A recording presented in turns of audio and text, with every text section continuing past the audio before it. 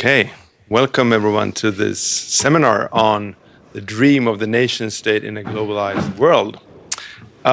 This is an extremely, I think, topical theme to talk about today, obviously. And when we were organizing or starting to prepare for this seminar way back, I don't think anyone of us could imagine just how topical and relevant the idea or the theme was to become today. And as you will see when we give the floor to the speakers and the themes that they will speak on. My name is Niklas Bremberg, and I'm a researcher here, research fellow at the Swedish Institute of International Affairs, and I will be today's moderator. We would like to start by saying that this seminar has been organized with support of the Swedish International Development Cooperation Agency through Forum Syd, and cooperation with SIDA that we're very happy that we have going and that we, of course, want to explore and enhance further.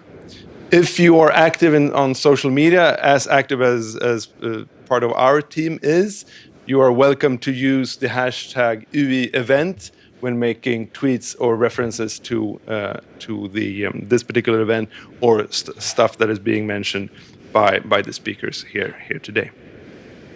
So before handing the floor over to today's speakers, the stars of the show today, let me just give you a quick overview a little bit of the thinking that went into organizing this particular seminar and why we wanted to do this today. Now, I think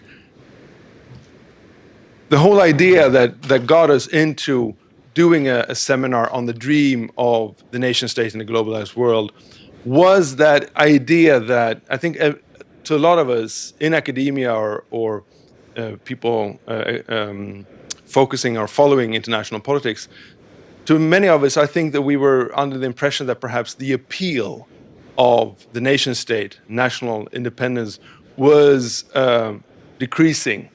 That there is in an ever more interconnected and globalized world, the appeal of national independence and nation states would somehow be more diluted. It would somehow go away. Obviously, this is not the case. And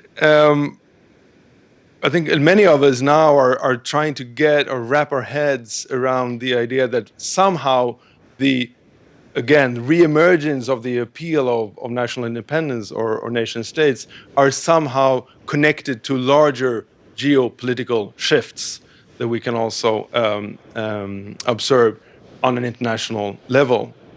Here I'm thinking of what scholars are pointing to as the reemergence of geopolitics, reemergence of a thinking on that places great emphasis on the role of territory, natural resources, and economic markets as arena for exercising power, rather than perhaps finding solutions to a range of global problems in common. Now, of course, global trends are seldom one-sided. They never are. And we seem to be moving into a state in global affairs where parallel trends are present at the same time. So even though we can see perhaps a reemergence of geopolitical thinking, there is also, of course, that ongoing trend that we've seen for a long time of globalization. The notion that free trade goes together with open markets, which goes together with notions and perhaps support for democracy and human rights. And in parallel to that, perhaps nowadays old globalization paradigm, we have this reemergence of the geopolitical paradigm with its emphasis on zero-sum games, territories, and again markets as arenas for power politics. So in this fragmented world, the quest for national independence seems to draw on notions that can be found in both of these paradigms.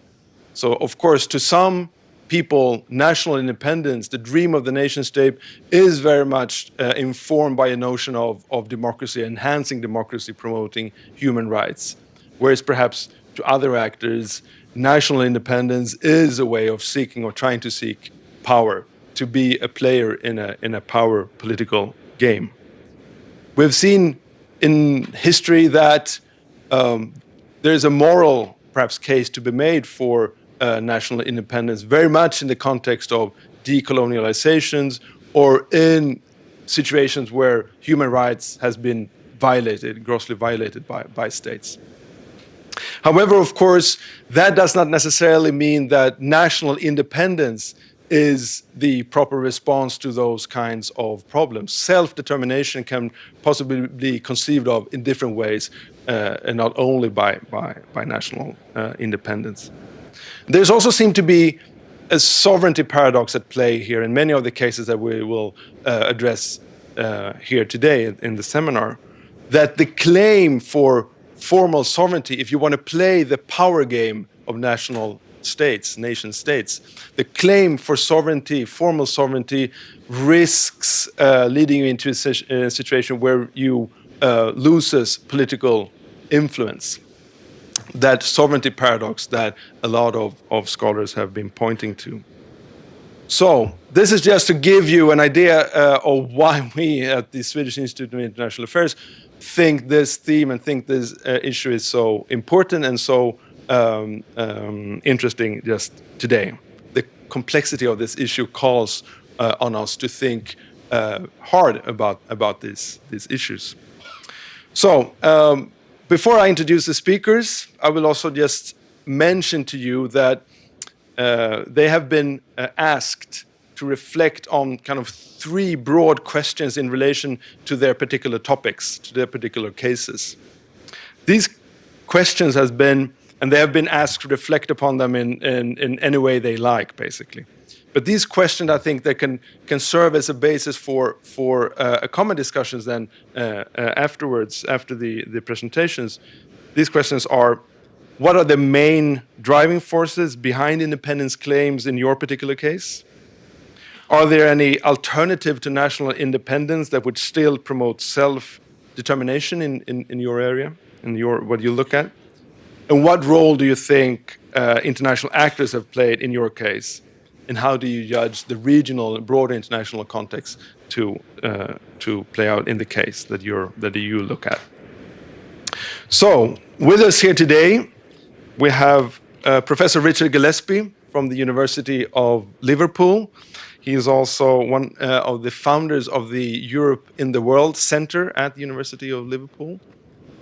He is going to talk about the Catalan case, the case for Catalan independence that we are witnessing today, and the kind of the Catalonian crisis that we have seen in unfolding in Spain over the last couple of months, and is now in a very crucial point in time. We have also Dr. Shirin Hussein with us. She is a research fellow here at the Swedish Institute of International Affairs. She has been doing a lot of work on social transformation in the Middle East, and she will address the question of Palestine here today, which is, of course, also finding itself in a very interesting situation where we see the reconciliation process between Hamas and Fatah now moving forward, of course, which also has implications, I guess, for how we should address self-determination in the Palestinian case. And we have also with us Welat Zeidanligliu, who is the Dr. Welat Zeidanligliu, who is editor of the journal Kurdish Studies and the coordinator of the Kurdish Studies networks. And he has been writing a lot on the intersections between language, identity, and politics in Kurdish questions. So we are extremely happy that we have such a distinguished panel with us here today to from different angles and in different cases, address the question of the dream of the nation state in a globalized world. I'll give each speaker around 10-15 minutes to talk about their case, and then we'll have a joint discussion among the panelists before we open up for questions to you all. First, Richard, the floor is yours. Thank you very much, Nicholas, and many thanks to the Institute for the kind invitation to take part in this event. I think the design of the programme merits a lot of praise for the vision and the prescience behind it, and it was organised months ago, but who would have known that Kurdistan and Catalonia in particular would be so high profile in the news right at this very minute, which makes it rather difficult almost to interpret the Catalan case, because things are just happening between there and Madrid as we speak. One or two points about the Catalan, I prefer to call it pro-sovereignty movement, because that's rather broader than pro-independence movement. One or two initial remarks, and then I'm going to just focus on those three particular issues and stick to the script.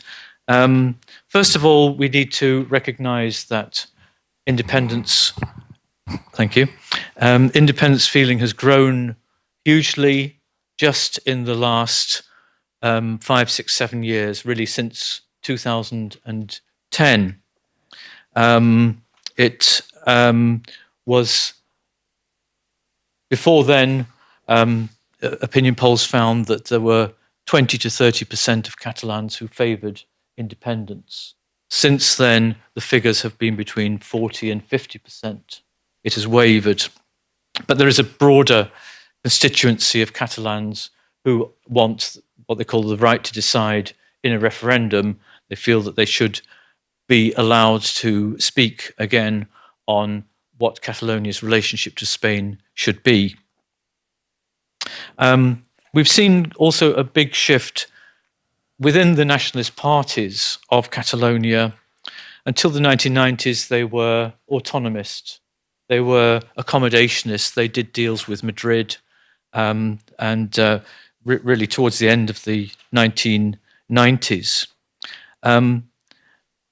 Since then, we have, and certainly at that time, the vision was very much of Catalonia succeeding as part of Spain, as probably the most dynamic part of Spain in some ways, in the self-perception, and projecting influence within Europe through the vehicle of Spain. It wasn't seen as a contradiction to see those three levels of interaction. But since we have seen a rise in pro-independence and pro-sovereignty emphasis, one driving force clearly has been nationalism, identity issues, so there's been a very strong cultural component. There's also been a lot of economic and political grievance projected against the Spanish state, and regarding Spanish nationalism as somehow hostile and unsympathetic towards Catalan nationalism. But it's important to note that many within the Catalan independence movement of the last few years do not regard themselves as nationalists. They do not call themselves nationalists. They present their case in terms of democratic demands for more control within their country. And one has noted, whereas until 7 or 8 years ago, national festivals in Catalonia simply mobilized Catalan-speaking nationalists, in more recent years there has been quite a significant presence of Spanish-speaking Catalans who have never voted for nationalist parties. So it's quite complex. Getting on quickly onto the subject or the focuses, I think in terms of the main driving forces between independence claims, it's best to look at this in terms of some long-term processes and some shorter-term factors, and catalysts. So the longer-term processes would include generational change within Catalonia. At one time, the indigenous population supported nationalist parties, but migrants from other parts of Spain tended to vote for Spanish parties, Spanish left-wing parties. That was the classic division.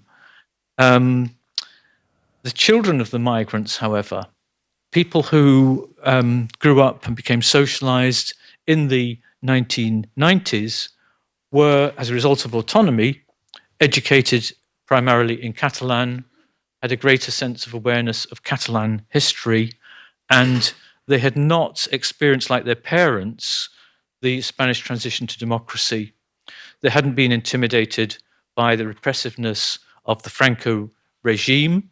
They hadn't felt a need to compromise with right-wing sort of neo-Francoist forces in order to make the Spanish transition work, and so on. So you have a much more self-confident, in a sense, new Catalan generation, not intimidated by memories of the past and much more aware of themselves as Catalans. Also, long-term, I think one has to see in the background a process of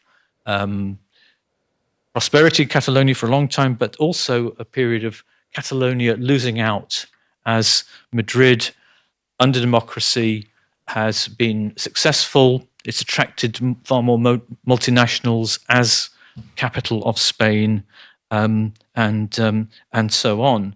And this has been a background feature to Catalans feeling that Madrid is somehow exploiting Catalonia.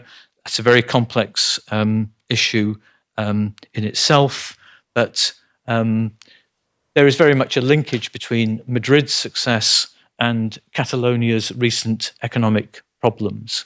One can show this in relation to projects such as high-speed trains that went to other parts of the peninsula before they started to arrive in Catalonia. Catalysts as well, very important aspect in the increase in pro-independence feeling. One catalyst here was the decision of the Constitutional Court to overturn a process of reform of the Catalan Statute of Autonomy. Catalans had a full discussion about this. They compromised within their parliament. They reached an agreement within Catalonia. It went to the Spanish parliament in 2005. There was further compromise over the content of the statute. It was approved in a referendum in Catalonia in 2006, but then there were appeals against it from the right-wing party, the Conservative Party, the Partido Popular, who saw it as very much a constitutional reform by the back door. And they eventually succeeded in getting the Constitutional Tribunal to overturn the statute, or key aspects of the statute, for example, recognizing Catalonia as a nation. And that's really when the mobilizations become huge. They move from being tens of thousands into hundreds of thousands, and then 2 million plus on some occasions in the last 5 years. Biggest demonstrations, I think, in Europe at that time.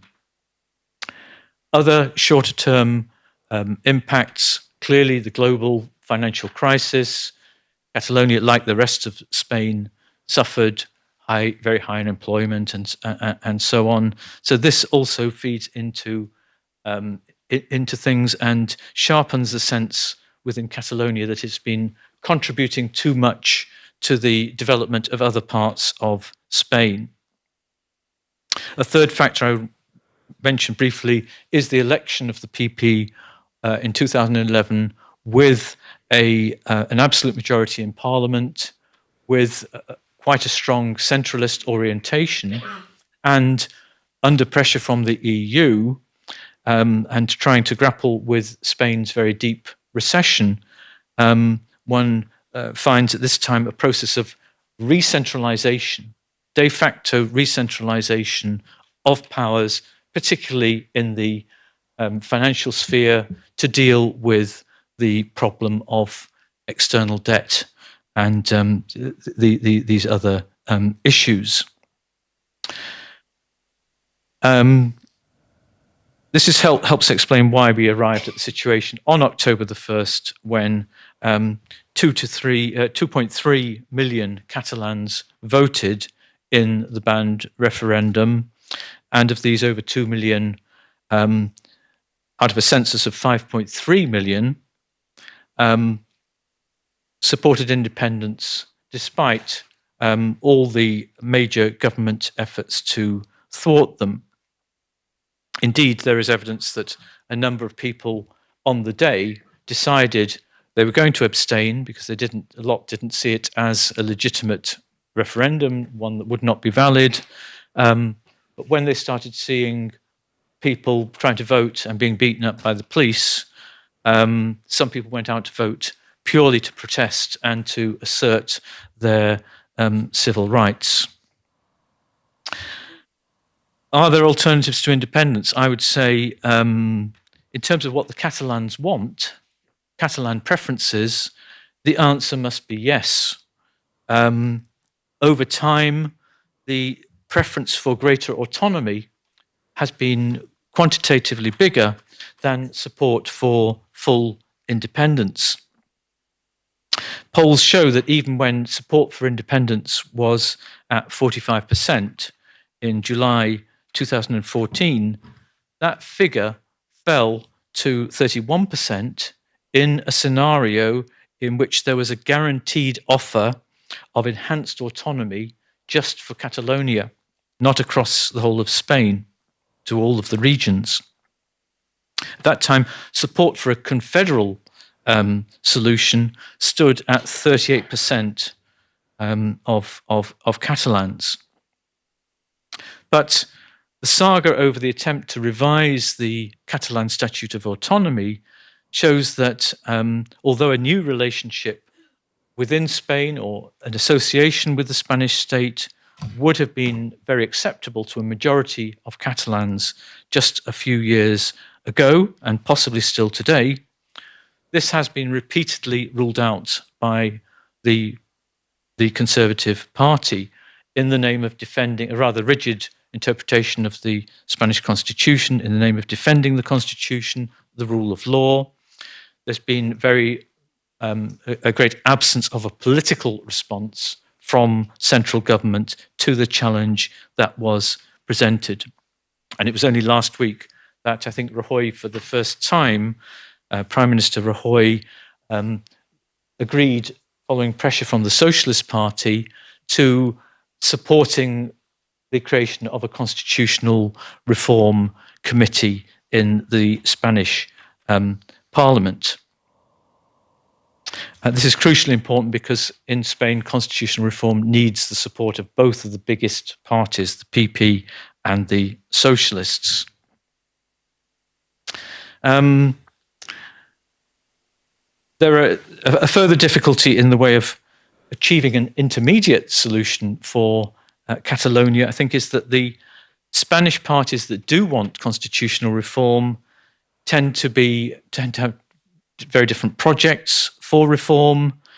The real advocates of reform within the rest of Spain tend to be people on the left. But having said that, Socialist Party, Podemos, they tend to favour federalism, whereas, as mentioned, confederalism, with greater powers and a sharing of sovereignty, is much more favoured within Catalonia. So the Catalan opinion, quite broadly, but by no means all, have been demanding not a federal Spain, but they have been demanding much more of a bilateral relationship between Catalonia and Madrid. They're not interested in a generalized federalization of the political system as advocated by the Spanish Socialist Party.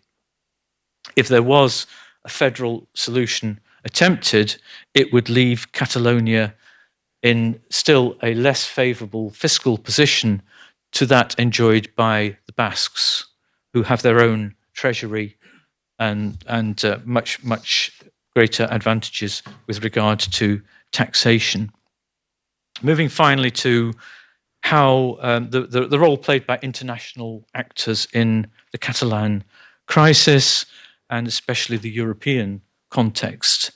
There has been huge Catalan diplomatic activity to try to promote their cause, to try and get an improved hearing from international interlocutors.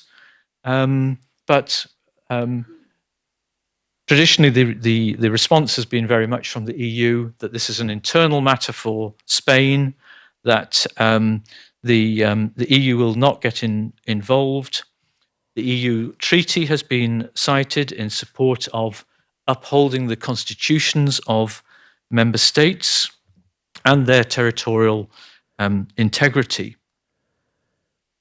Senior officials have warned that fairly consistently that Catalonia, if it became independent, would be placing itself outside of the EU, outside of the Eurozone. There's been a kind of disbelief about these messages within Catalonia. There's a feeling that, well, there is no precedent, and there is a belief that if Catalonia is able to get a strong enough mandate to demonstrate to the rest of the world that this is what they want to do, these European citizens want to do, then a more pragmatic behavior would eventually prevail on the part of European member states and EU officials. That's the position of a majority within the pro-independence movement, a minority on the radical wing, the anti-capitalist CUP has always opposed the EU, and so be quite happy if Catalonia were excluded. It would further radicalize things from their perspective. Since October the 1st, have things changed? I think this is a big question. The main member states in the EU, the main prime ministers have rallied behind Rajoy as in the past.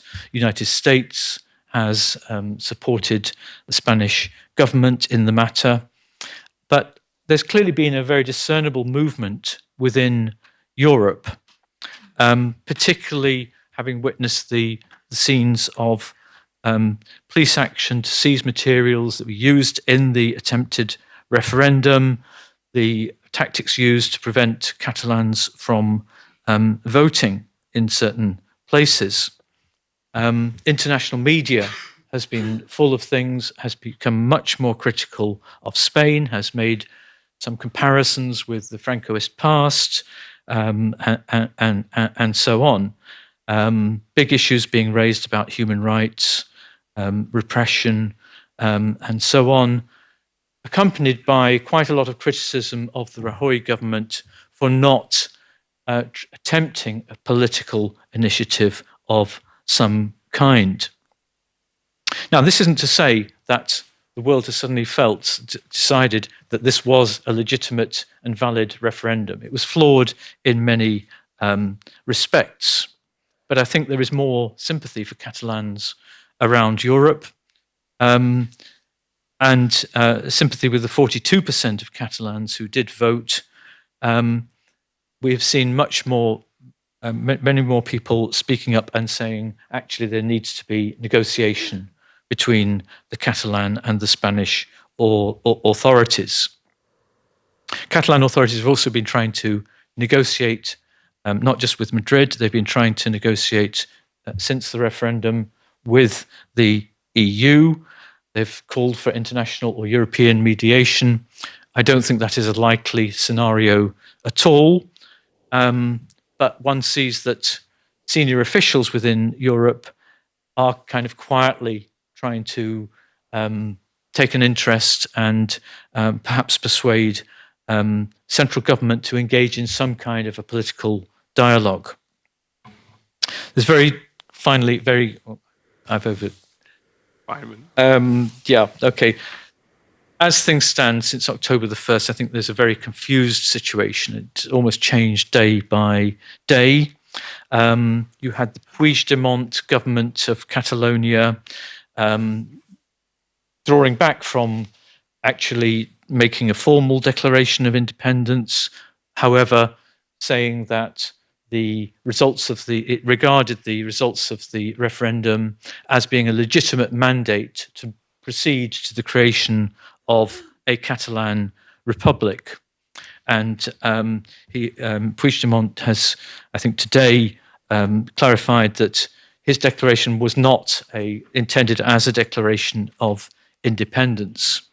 However, Madrid still feels that if you regard it as a mandate to proceed, then it is a kind of de facto mandate, and the Madrid government is going to be meeting, I think, on Saturday to decide whether it will invoke Article 155 of the Spanish Constitution, which will enable it to remove Catalan autonomy, which has already been done in relation to financial decisions and police matters, police all placed under the Interior Ministry in recent weeks.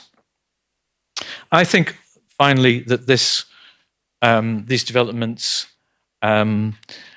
involve major risks, that the situation in the confrontation in Catalonia with Spain may well deepen. Pro-independence politicians have been jailed on charges of sedition. Everything is becoming very highly charged. These jailings have led to huge, almost spontaneous demonstrations by pro-independence associations. There is a question of whether Madrid will impose elections on Catalonia, which it can do under Article 155. But that, of course, risks a situation where unionist parties may take part and may win. But if they're boycotted by half the Catalan population, perhaps a majority, they would lack legitimacy. And I think increasingly that's a scenario that would favour civil disobedience and give opportunities to the CUP and the more radical wing of the movement. There are also big dangers now. A lot of developments on the economic front. The financial markets have been exerting huge pressure on Catalan companies to relocate their headquarters to other parts of Spain. Clearly, the concern is that there will be contagion, that this will be something that will greatly disrupt, it will greatly hit the Catalan economy, it will disrupt the economic growth of Spain, and will have contagion effects across Europe, as the IMF has just warned. So there are very strong imperatives to find a compromise, but my feeling is that this isn't a probable scenario in the very short term. Thank you. Thank you very much, Richard.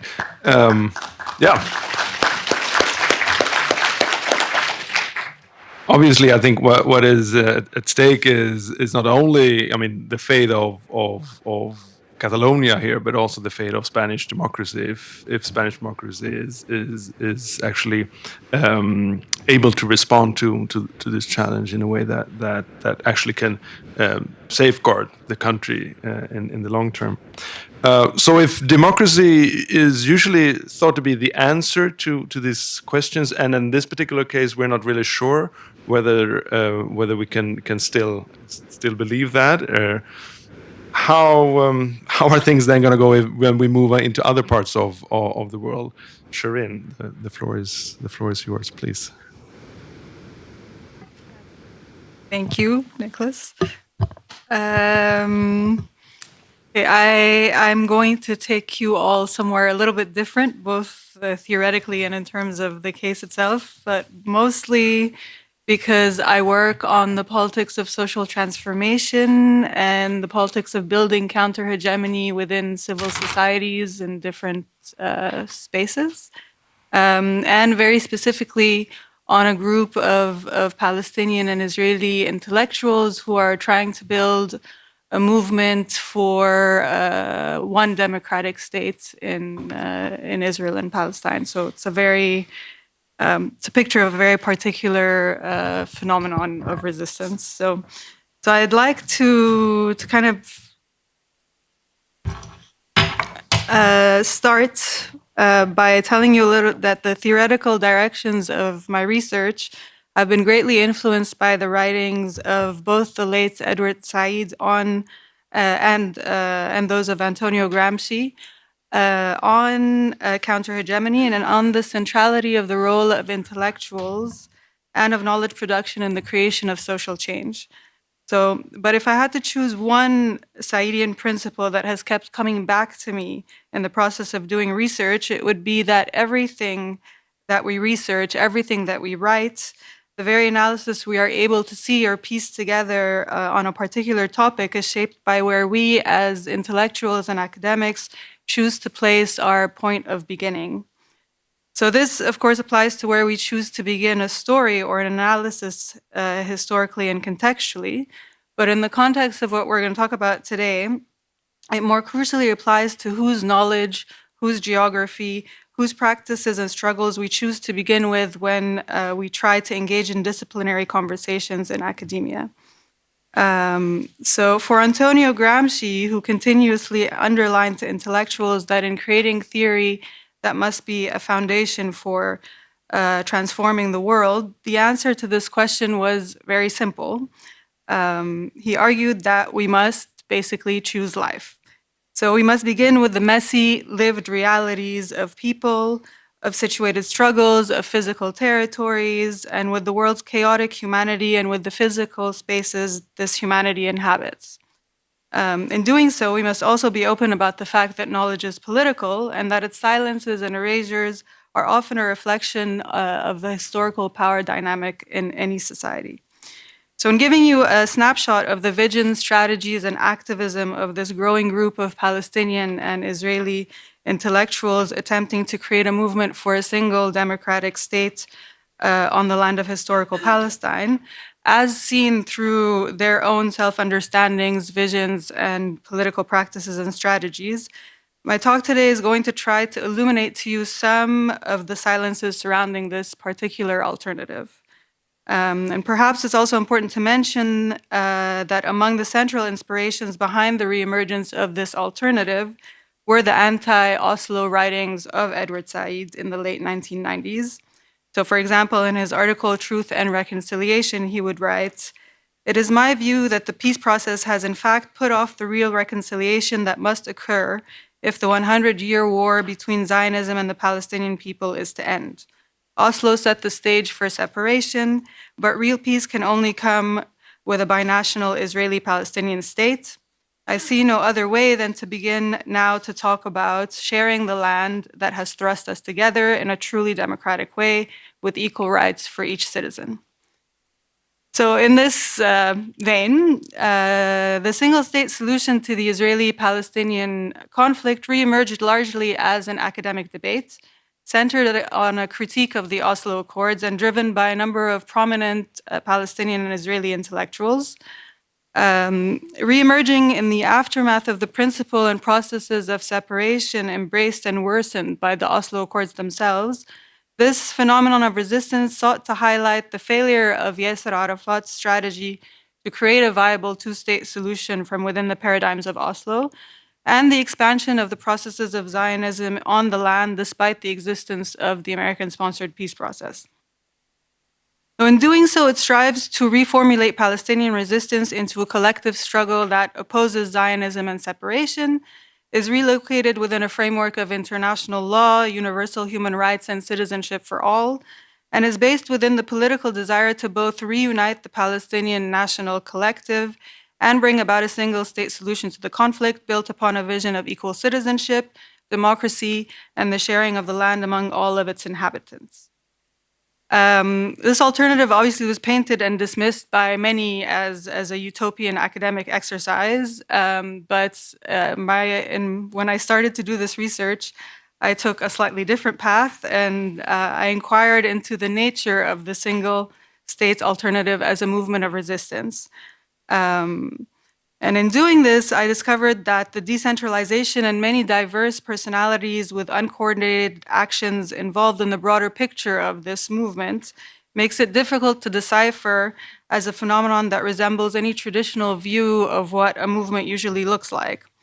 But instead, I found that a more accurate reflection of the dynamics, shifts, and strategies of this movement emerged when viewing it through a Gramscian-inspired lens, and one that centers on the revolutionary power of philosophy and the natural link between thought and action in building a new collective force against a particular status quo. So my research presents this alternative in terms of what Gramsci defined as a philosophical movement, which is basically one that begins its struggle of resistance within the realm of ideas. So I argue that the single-state alternative is a movement that is centered on the launching of a project of critical education by intellectuals within their own communities in order to change the common sense ideas linking them to an oppressive status quo in a process of mutual transformation and empowerment. This process itself is argued to revolutionize political possibilities on the ground and is reflected in Ilan Pape's assertion that while the current two-state solution needs politicians, the single-state solution needs educators and involves the launching of a long-term process of resistance aimed at decolonization, liberation, and empowerment. For Gramsci, this was, of course, the central meaning behind his claim that the creation of a new liberating worldview was not only based on the triggering of a process of critical and historical self-understanding, but on the creation of a new form of political and civil society. So the highlighting of the centrality of common sense ideas as an oppressive form of ideology also seeks to emphasize that part of the struggle against these ideas involves an active effort by intellectuals to widen the scope of dissent and create spaces of resistance where none had existed before. So it's a strategy of resistance that involves the geographical and intellectual conquering of diverse, interlinked civil societies, turning enough of their institutions and associations into social forces that support a more just social and political reality. So while it's often argued, for example, that the majority of Jewish Israelis oppose a single democratic state today, presents a significant obstacle to the present single-state movement, which obviously it does. For Gramsci specifically, this is not an insurmountable obstacle. For as many single-state intellectuals point out, this struggle represents a process of resistance that must be built within civil societies. So the central issue for them revolves around where to uncover the spaces from within which they can launch their counter-hegemonic movement and create new supporters and possibilities on the ground, and not how large or small their pool of supporters happens to be in this particular moment. So what are the common sense ideas of the Oslo Accords that these intellectuals argue they are struggling to change among both their own people and among the international community? The first of these revolves around the accepted idea that Oslo represents the launching of a process of peace. So it's important to stress that for single-state intellectuals, the peace process since Oslo does not reflect the launching of a comprehensive process for peace based on the desire for justice and reconciliation, but a process of separation and fragmentation. This is due to the Accord's choice of historical point of beginning. They argue beginning the peace process in 1967 as opposed to 1948 results in the erasure of the Palestinian Nakba and absolving Israel of any responsibility for 1948, and as such in closing a significant door for justice and reconciliation between the two people. Beginning the peace process in 1967 also denies Palestinian history and rights to self-determination by setting the occupied Palestinian territories as the only territorial part of historical Palestine on which negotiations can be held. So the peace process involved negotiations that would lead to further territorial fragmentation and concessions within the West Bank and Gaza Strip from its start. By erasing 1948, it was also based on the fragmentation of the Palestinian collective from its beginning, excluding both the Palestinians inside Israel and the Palestinian refugees from the negotiating table. As such, the single state movement is an effort to relocate the search for peace and justice between Israelis and Palestinians in 1948, and crucially represents a force that seeks to reunify the Palestinian collective, as Palestinian intellectual Ali Abu Nama has previously said, around an idea that serves the rights and aspirations and agendas of us all. In parallel to this, they argue that it is only by beginning in 1948 that true processes of justice and reconciliation can be launched between the two people. So as Israeli activist and founder of Zochrot, Eitan Bronstein argues, one state is the only arrangement that will permit Palestinian refugees to realize their right to return. The implementation of this right is both moral and a necessary step towards ending the conflict and reconciliation between Israelis and Palestinians. It also gives the Israelis the opportunity to be true inhabitants of this land rather than settlers. Only after Israeli Jews accept the right of return will they become aware of the real history and geography of the country rather than knowing only the mythology of the land of Israel. As such, the one-state declaration stipulates that any process of peace must begin in 1948 and involve all of the inhabitants of Mandate Palestine, regardless of ethnicity, religion, or current citizenship status. The second common sense idea struggled against by the single state movement revolves around the accepted idea that Oslo marks the beginning of a process towards a two-state solution to the conflict. So while Oslo was applauded by the international community as the beginning of a two-state solution to the Israeli-Palestinian conflict, single-state intellectuals argue that it represented the launching and worsening of Zionist processes of separation and colonization on the ground. These processes themselves, which have famously been argued by Edward Said to represent a modified Hollande plan, can also be summarized in Israeli academic Amnon Ras-Korkotzin's words on the motivation behind Rabin's recognition of the PLO at the time, in which he stated, Rabin was a follower of Yigal Allon, who, after the 1967 war, outlined a plan according to which the District of Jerusalem, as well as parts of the Hebron district and the Jordan Valley, would be kept under Israeli sovereignty. The remaining territory would become an autonomous Palestinian area with a link to Jordan. Rabin considered the Oslo framework to be one which would enable him to achieve, via different tactics, the policy he had always favored. As such, it's important to note that the single-state intellectuals view the fact that the peace process is officially accepted as one that would lead towards a two-state solution as both a misnaming of the two-state solution itself and as a deflection from the realities within Israel-Palestine that have made a two-state solution territorially and economically impossible. And my time is up, so I will conclude. So in conclusion, just to bring it all together, I just want to emphasize the fact that the single-state alternative emerged from within an explicit political desire to highlight the territorial facts on the ground that have been silenced by an abstracted peace process since Oslo. For single-state intellectuals, their political project of counter-hegemony represents the exact opposite of what many people accuse them of, which is trying to implement a utopian solution to a conflict that is in need of a political solution as soon as possible.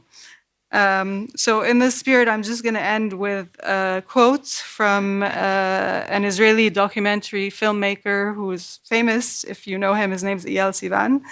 And he's also a very prominent one-state activist, in which he said, it might be a professional deformation or just a refusal of notions like utopia, but I have a problem in speaking about a one-state solution as a future idea. I deal with documentary cinema, and documentary cinema deals with what exists. One state is the accurate juridical definition of what is today the ruling power over Palestine or Eretz Israel. This is not about a revolutionary position that requires us to think about how we can create this one state. What I'm talking about is more modest and more concrete, the transformation of the existing one state into a democratic state. Thank you very much, Shirin. So just listening to Richard and Shirin, we've had two new ideas of thinking about Catalan and Palestinian self-determination. In Richard's case, it was the idea of a confederation for Spain, and of course, what Shirin has been telling us is now the democratic qualities of the ideal of a one-state democratic one-state solution here in the historical Palestine and Israel. I give the floor to you, Willett. Thank you very much. Right, let's have a look. Yeah, okay, thank you. It's been a nightmare trying to prepare for this paper, both in terms of the time frame, the scope, and the events that are happening. So what I've tried to do is to be brief, to follow your the three kind of like frameworks, and keep to the time frame. Yes. To start with, we can without getting into the nitty-gritty of the things, which I'm hoping we'll do through questions later on. We can start by noting that the Kurds in the Middle East, but also in the diaspora, if you like, have become new political actors and are making their presence felt in the global political arena in a new way, not really comparable to previous periods, and we can't really talk about the Kurdish genie being out of the bottle, and it will be very difficult to put it back. For many decades, there was especially during the Cold War, but also afterwards, there was a regional order that was in place that attempted to keep the Kurdish will to nationhood, if you like, in check and out of sight. The regional order of Iran, Iraq, Syria, and Turkey primarily. And that balance is not there anymore, even though these central governments and nation states are trying to maintain this order. So there is a struggle, both from one side, the Kurdish will to self-rule in many different ways, but also the central governments trying to maintain and adapt to these changes. A new thing that we can note is that, I mean, the different parts of Kurdistan under the rule of these nation states, there was always linkage between them. They were influenced by each other. What happened in Iraqi-Kurdistan influenced what happened in Turkey in the 60s, 70s, and vice versa. But it's intertwined in a much more complex way now. If you think about what's happening in northern Syria following the civil war and what's happening in Turkey, I mean, historically, you have villages that have been divided by a border. So the linkage has been there. But at the moment, you have the PKK controlling pretty much north of Syria. And this has brought on a new complexity to the Kurdish question in Turkey, which means it's going to be even more challenging to solve the Kurdish question in Turkey with that complexity added. So you have to really solve the Kurdish question in Syria to solve it in Turkey now. So there are these new dimensions. And at the same time, we know that there won't be peace in this region without this major issue being solved, because it involves so many different actors. Another major complexity that's always been there is the division within Kurdish political movements and within Kurds, both in terms of the geographical, linguistical, religious, if you like, but also political. This adds further volatility to the situation, and as the Kurdish political actors struggle for power and try to locate themselves in this, in the geopolitics of the region. Yet, despite these differences and this diversity, there seems to be historical Kurdish consciousness, if you like, that, if needed, comes together in critical times. For example, Iraqi Kurds sending troops for the liberation of Kobane, etc. There seems to at the same time be a will to cooperate at times. And another more recent element in this whole complex geography is that the Kurds have also now gained experience of ruling themselves, and also in terms of peaceful coexistence. Now there's this experiment in northern Syria that's new from a Kurdish perspective of running a region, if you like, in a very difficult context. You have the Iraqi Kurds who have since 91, 92, difficult but still now several decades long experience of ruling and trying to manage things, having been in opposition and as a guerrilla movement previously. So these are all very interesting new developments. If we are to talk about the driving forces, I mean, nationalism continues to be a very important driving force in Kurdistan that mobilizes people. It's the major one. Religions can be another aspect, for example, but nationalism as a discourse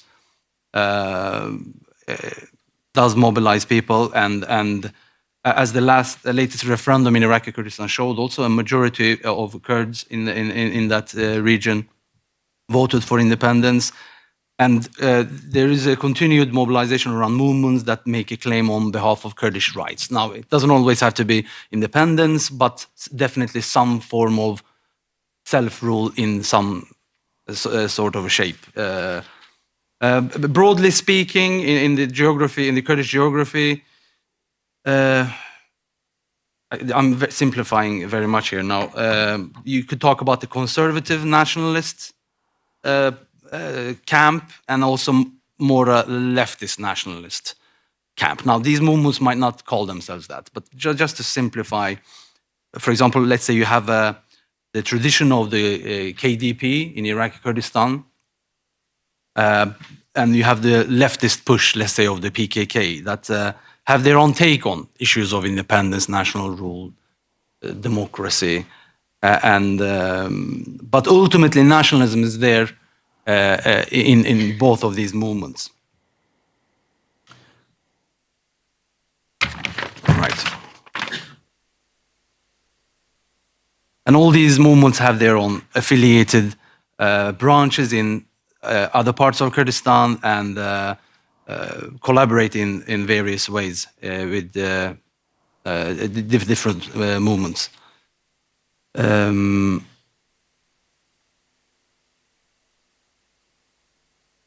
Thinking about driving forces, so nationalism is something definitely there.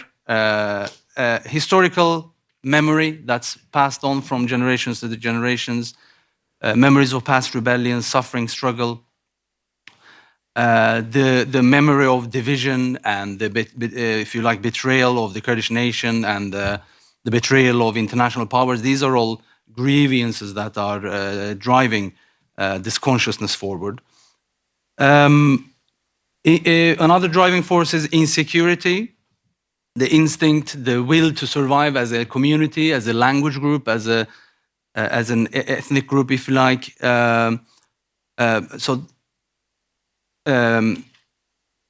It's there to push for an independent state, in the sense that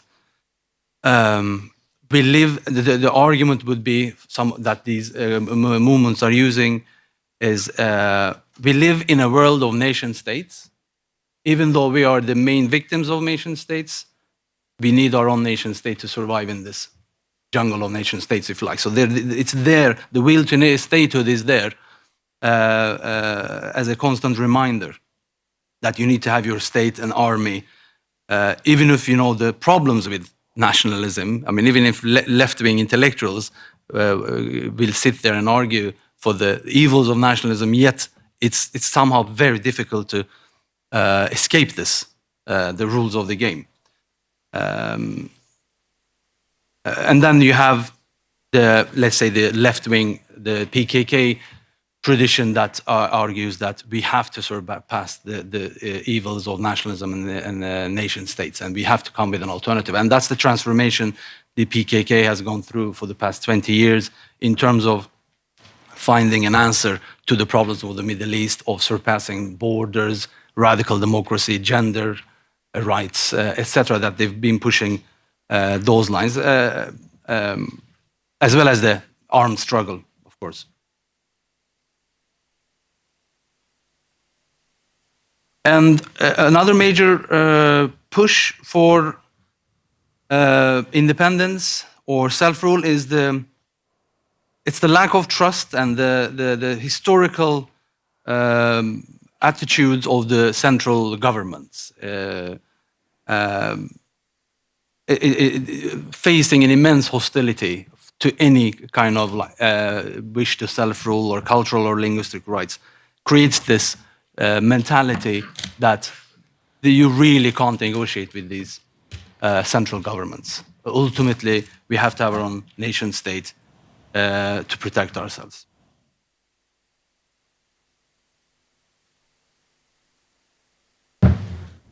And finally, and also a major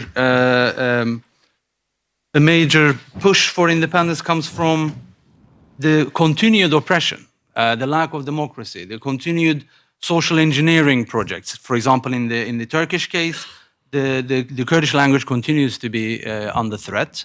There are no guarantees, and more recently, with the failure of the peace process, the issues of lack of trust became apparent, and Erdogan's will to power has really again confirmed that there is no way of discussing or finding a peaceful solution with central governments, and that's the sentiment you see in Iraqi-Kurdistan with the negotiations with Baghdad.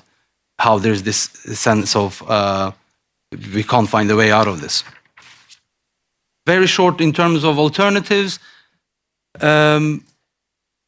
Majority of the Kurdish political actors have been very pragmatic, open to dialogue, and lower their demands if necessary, and try to open up negotiations. In Turkey, the PKK has openly declared that they are ready to lay down their arms if the government can give certain guarantees, and a lot of people have accused them of even lowering for too much, for example, on the Kurdish demands. In Iraq, despite federalism officially stated in the constitution, despite negotiations and despite compromises, it continues to be a failure in that sense. And a few words on international actors. I'm hoping we can dig deeper into all these aspects I'm raising. I mean, historically, the international actors have generally supported the central government and the status quo, and appeased the central governments, generally speaking. And there hasn't really been an acceptance of Kurdish independence because it is associated with instability. And as the latest referendum in Iraqi-Kurdistan showed, there is no international support for Kurdish independence. I think it was Israel only that openly declared support. So the international actors have traditionally emphasized the territorial integrity of these countries, and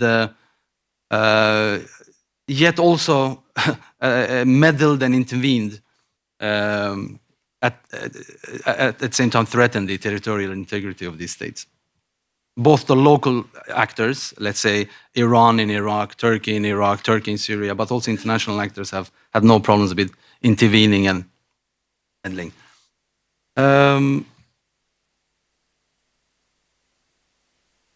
if you look at the US's role with regards to the Kurds, for example, in Iraqi-Kurdistan, it was critical in establishing the no-fly zone, and that process gave birth to an emergence of a Kurdish region.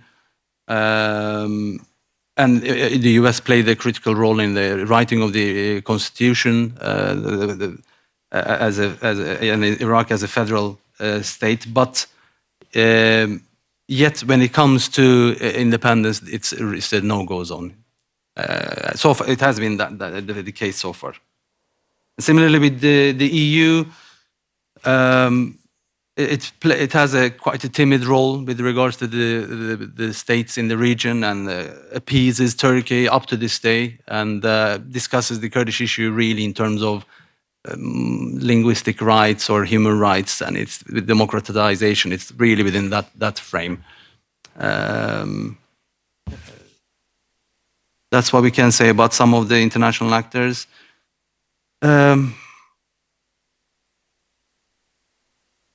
So the problem is, as far as the self-rule demands of the Kurds, as long as they are not met, you will have an unstable and volatile region. Yet the recent developments have shown us that going for independence, pushing for it, is actually a very risky business. Like you could discuss it in the Catalan case as well, about you could lose more than you gain in the end. So I'll end it there. Thank you very much. Thank you, Milad. What kind of stem from all of your presentation, I think, is first the kind of the plurality that is present in all the cases in terms of different actors wanting different things for their political communities, of course. And what is interesting to reflect on, of course, is why we see then at particular historical points, we see these the possibilities to coalesce around certain political projects rather than others, in terms of perhaps in the Catalan case and the case of Iraqi-Kurdistan, go for national independence or not. So that would be one kind of questions, I think, that are still lingering a little bit from the presentations here, that we might perhaps want to come back to. The other question that seems to be, again, one of these paradoxical lessons perhaps from your cases, maybe Shirin is having a different interpretation here, but both from the Catalan case and from the Iraqi-Kurdistan, is that even though many of the actors that you talk about and the kind of the persons that we talk about have seen that the nation state is actually a very problematic political project, they are nonetheless pushed to a kind of a position where they more or less feel they have to embrace it, since, as you mentioned, well, it's the rules of the game, basically. And I think Richard was a little bit addressing the same thing from a Catalan perspective. I mean, for Catalans back in the 90s or perhaps early 2000s, European integration was seen as perhaps one of the solutions to this particular problem. Whereas, of course, we've seen the development in the EU going in the other directions, rather seeing member states being very good at protecting their sovereignty and their political power within the union. So one of the political lessons for Kurds perhaps in the Middle East, that even though we don't like nation states that suppress us, we need a nation state of our own, which seems to be paradoxical. And the other, of course, is in the Catalan case, we need basically to be an independent state in order to become a member state of the EU, because then we'll have the kind of autonomy and influence that we like. I think Shirin is perhaps a different story here of political agency and the political project of the one state project here in Israel and Palestine. But still, there seems to be this kind of paradoxes stemming out of your presentations, which are very interesting. I'd like to perhaps give you the chance to come back to them if you like. But I also think it's time now to open the floor for some questions. And I suggest that we collect a couple of them, and then you can answer them and my questions in the way you like, up here in the panel. So please, who would like to go first? And as you ask your question, please introduce yourself. We have one person up here, and then one here. Let's take 3 questions. Are there any more people that want to ask something? Okay. Yeah, please go ahead. My name is Nina Krickel. I'm also associated with the Swedish Institute for International Affairs. And I just wanted to ask real quickly about the role of language. Because like from the Catalan case, it sort of sounded to me like the nationalist and the pro-sovereignty movement, as you call it, intensified as a result of autonomy. And a part of that autonomy was like, being allowed to have greater emphasis on the Catalan language as opposed to being purely Spanish. And that sort of the central government allowing greater Catalan usage of Catalan as a language, in turn backfired in a sense that it created a greater distance between the Catalan region and the central government. And I think like it's generally accepted that language is a foundation of identity of groups, and so obviously seeing that would then dissuade other countries that have their own minority groups from giving them, maybe the same rights like the Spanish government did, right? So it would motivate Turkey, for example, to crack down on the use of other languages. And I'm not exactly sure about how language has a role in Israel and Palestine, whether it's could be a unifier or whether it creates divides. But I'm just curious. So, what is your idea? How should we deal with language? Because we tend to think of having your own language as something positive, something that should be protected. But then we can also see that it creates divides and maybe makes people more divided than they were before. So what do you think, just generally, how should we deal with the issue of language? Thank you very much. Okay, the question of language. We have another question down here.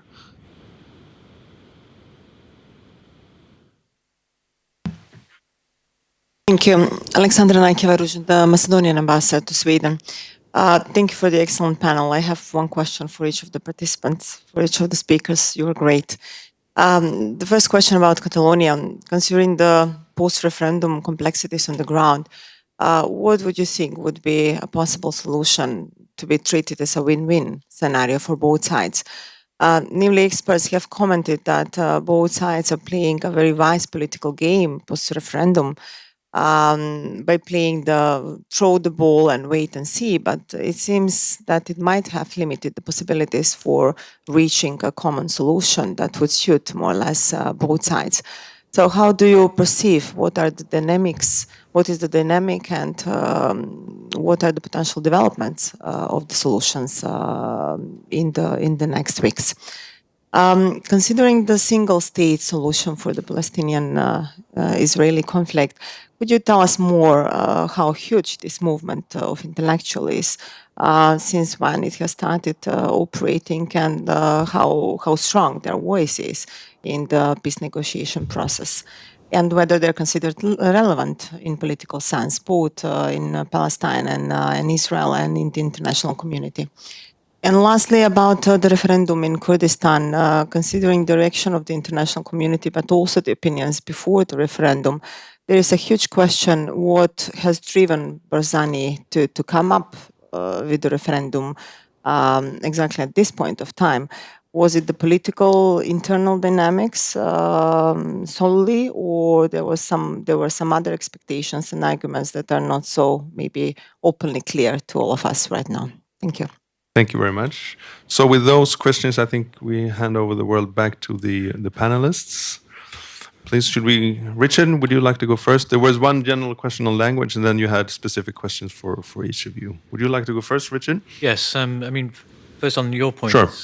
You raised this paradox of the Catalans wanting to have a nation state of their own, even though they've had troubles with Spain's nation state. I don't think they necessarily see that as a paradox, because when Catalans have demanded, at least in the past, when they have demanded a state of their own, it hasn't been a fully independent state necessarily. They want some of the trappings of a state, including a treasury, more fiscal control. They want a more bilateral relationship to Madrid authorities that would distinguish them from most other regions of Spain. But then, ideally, I don't think they really, a majority, wanted a complete break with Spain, sort of in the same sense that independence meant something like that 100 years ago. So there's a huge acceptance that this is a world of interdependency and shared sovereignties, etc. How to deal with languages?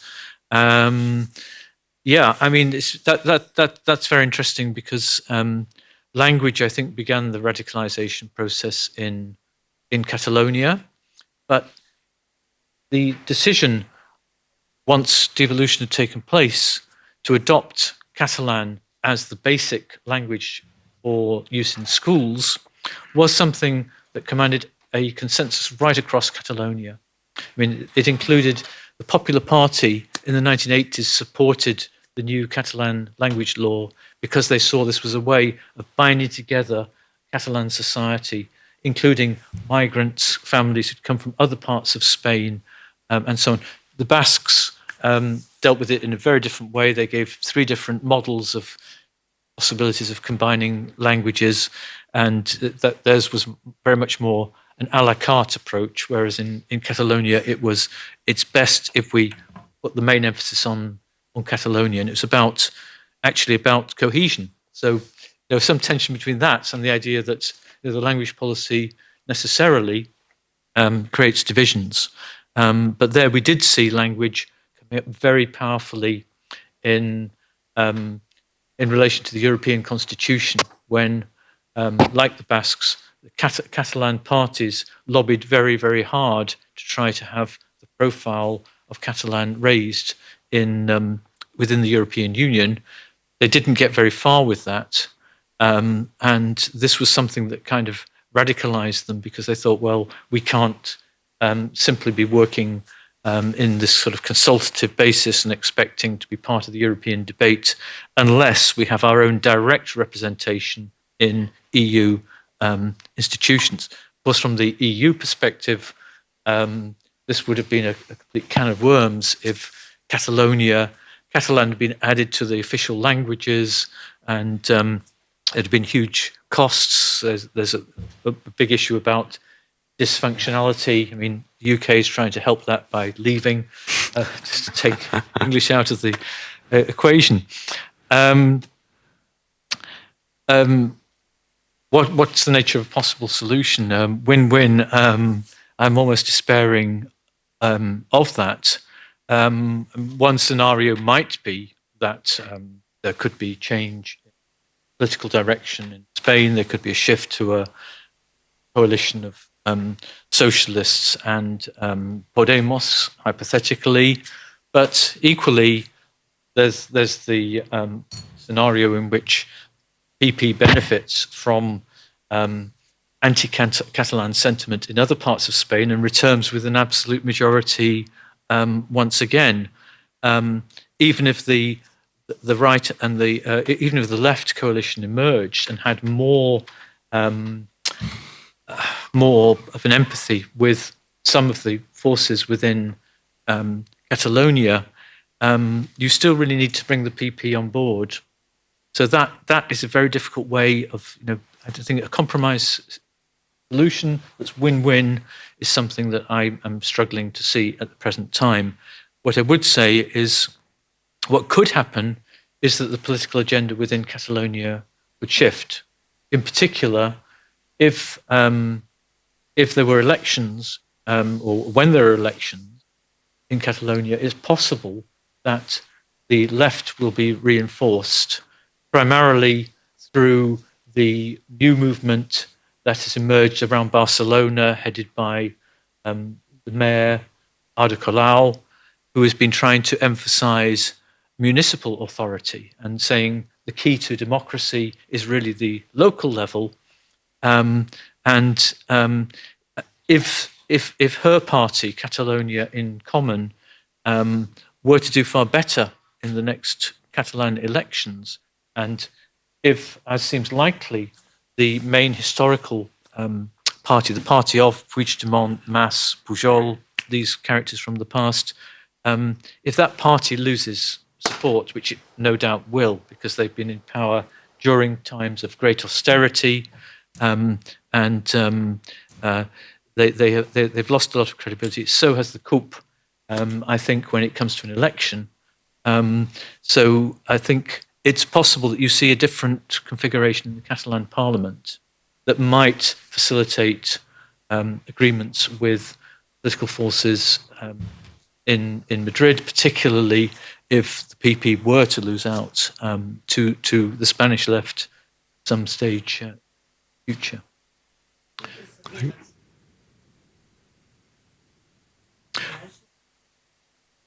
I think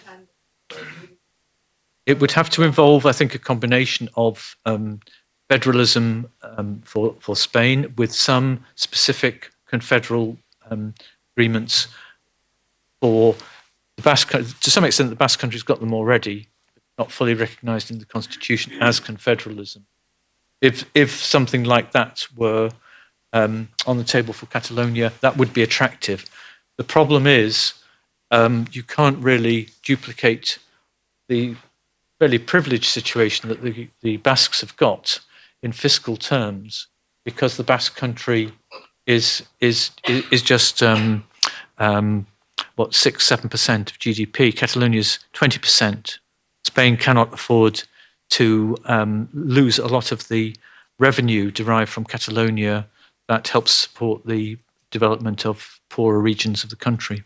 Thank you, Richard. Shirin, please. Thank you for the questions.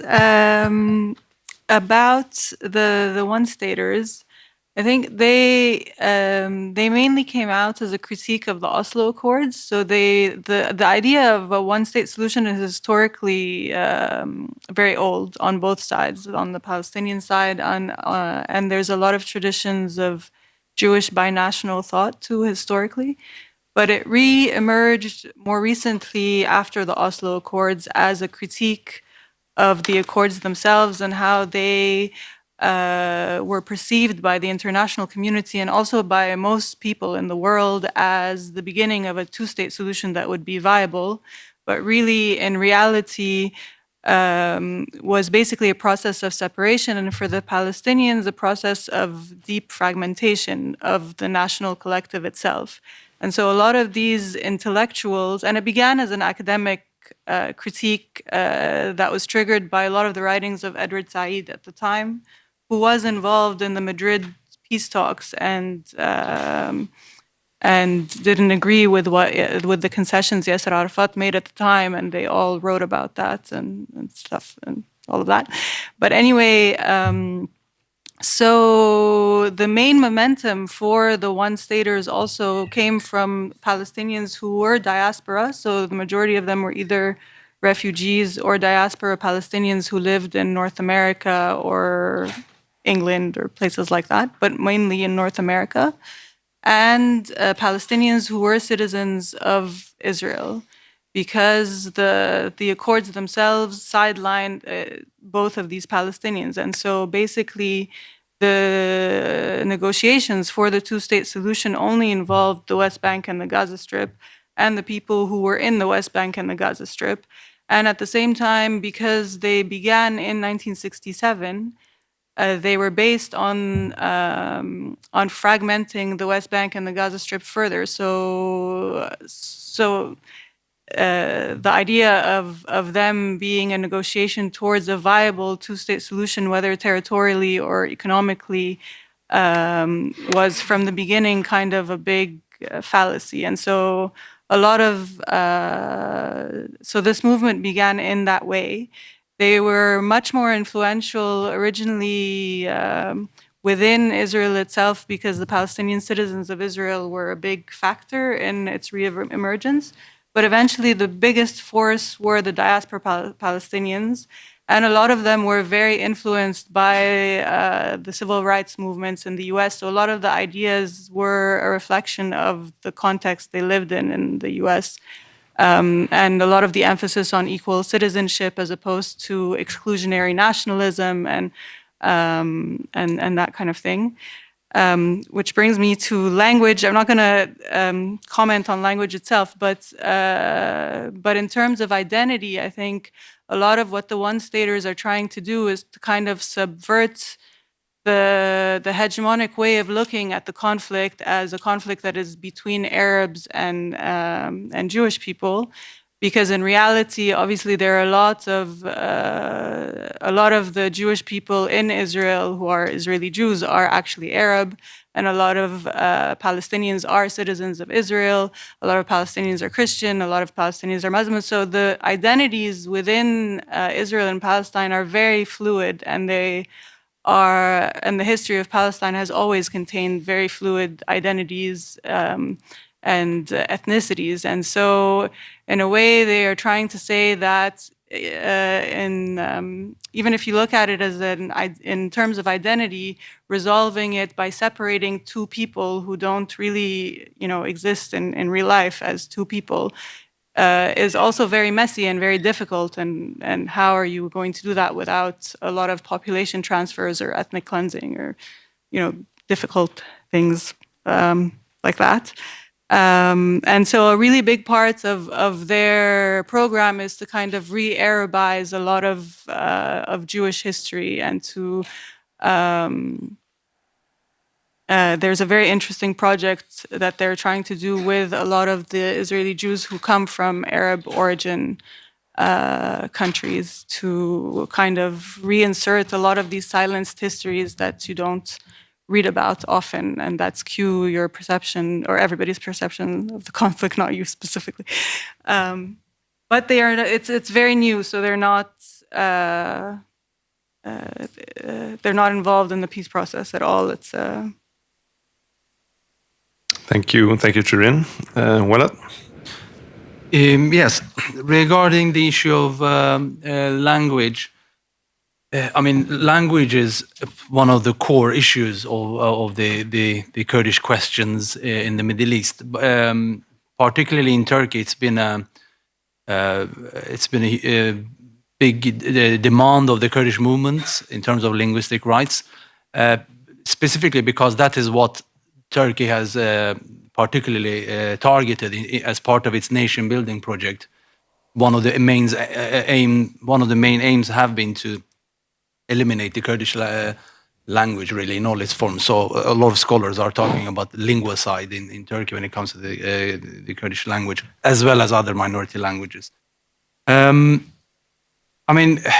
is already there as an ethnic marker, and dominant nationalisms see it as a problem and see it as a threat to because it's a sign of this parallel nation that's existing within your borders. That's all, and it's historically also been militarized, extremely politicized, and even when Turkey did attempt to reform, and you had the Kurdish TV channel, it kind of was dragging its foot all the time and not reforming and giving these rights to Kurds, which exacerbates the problem even more. And instead, you had a Kurdish state TV channel in Kurdish that was doing propaganda, Turkish propaganda in Turkish. So it's the solution is really to guarantee linguistic rights. It's nothing. It shouldn't be seen as a something that separates us. It's already there as an ethnic marker, and I'm not sure if I'm answering your question, but maybe we can discuss it in terms of the parallels between the Catalan case as well. But the problem is the denying of linguistic rights, if anything. Regarding what is driving Masoud Barzani for referendum, some people argue that was just a tactical thing to stay in power. A lot of people would argue it's because the federalism in Iraq was never implemented, or Iraq never tried to implement the constitution, and this was the kind of last drop, if you like. A stronger I mean, it's a complex issue. It's difficult to know exactly what's driving him. But another thing is that I can imagine him having a heritage coming from the political tradition that he comes from, and a heritage of his father to realize the Kurdish dream of independence. There is that discourse as well. So yeah, it could be any of these things. Kind of like leaving a legacy, if you like. I mean, I remember when they asked Tony Blair, why did you invade Iraq? And there was a whole thing about, legacy and try to bring peace. And so that's another aspect of why people go for that. But he has been accused of kind of legitimizing his rule and continuing his power, and use that. Yeah. Thank you very much. Unfortunately, looking at the watch, time is up. So those of you who did not take the chance to ask questions, you will have to wait for the next seminar to happen here at our institute. I think perhaps, the idea was never to force certain parallels or similarities on these three cases. We wanted to, of course, look at them because they are very typical and they are very relevant for us today, and they're of course also very relevant for the question of the problem of nationalism, nation states, or national independence in today's world.